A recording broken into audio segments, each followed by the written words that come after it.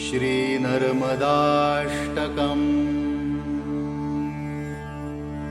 सबिन्दुसिन्धुसुस्खलत्तरङ्गभङ्गरञ्जितम् द्विषत्सु पापजातजातकारिवारिसंयुतम् कृतान्तदूतकालभूतभीतिहारिवर्मदे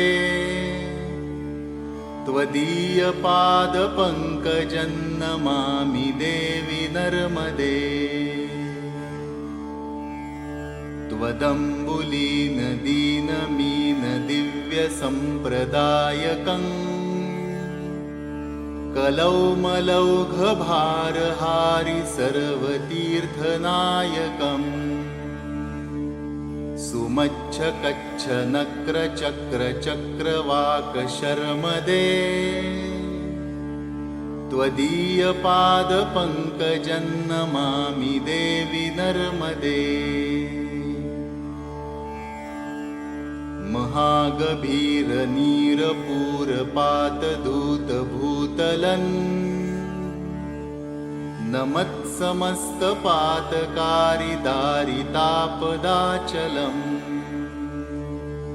जगल्लये महाभये मृकण्डुसूनुहर्म्यदे त्वदीयपादपङ्कजन्नमामि देवि नर्मदे। गतन्तदैव मे भयं त्वदम्बुवीक्षितं यदा मृकण्डुसूनुशौनकासुरारिसेवितं सदा पुनर्भवाब्धिजन्मजम्भवाब्धिदुःखवर्मदे त्वदीयपादपङ्कजन्नमामि देवि नर्मदे। अलक्षलक्षकिन्नरामरासुरादिपूजितम् सुलक्षनीरतीरधीरपक्षिलक्षपूजितम् वसिष्ठशिष्टपिप्पलादिकर्दमादिशर्मदे त्वदीयपादपङ्कजन्नमामि देवि नर्मदे। सनत्कुमारनाचिकेतकश्यपात्रिषट्पदैर्धृतं स्वकीयमानसेषु नारदादिषट्पदैः रवीन्दुरन्ति देवदेवराजकर्मशर्मदे त्वदीयपादपङ्कजन्नमामि देवि नर्मदे।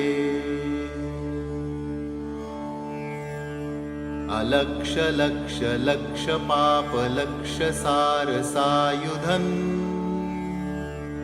ततस्तु जीवजन्तुतन्तु भुक्तिमुक्तिदायकम् विरिञ्चि विष्णुशङ्करस्वकीयधामवर्मदे त्वदीयपादपङ्कजन्नमामि देवि नर्मदे।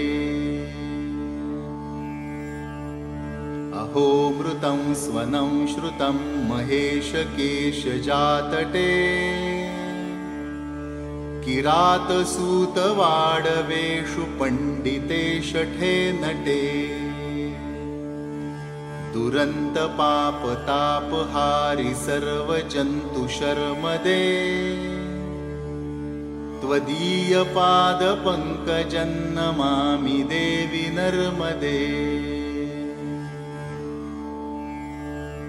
इदं तु नर्मदाष्टकन्त्रिकालमेव ये सदा पठन्ति ते निरन्तरं न यान्ति दुर्गतिं कदा। सुलभ्यदेव दुर्लभं महेशधाम गौरवम् पुनर्भवानरान् वै विलोकयन्ति रौरवम्।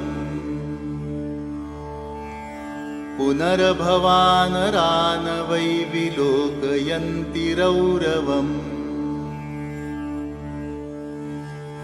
पुनर्भवानरान् वै विलोकयन्ति रौरवम् इति श्रीमदाद्यशङ्कराचार्यविरचितं श्रीनर्मदाष्टकम्।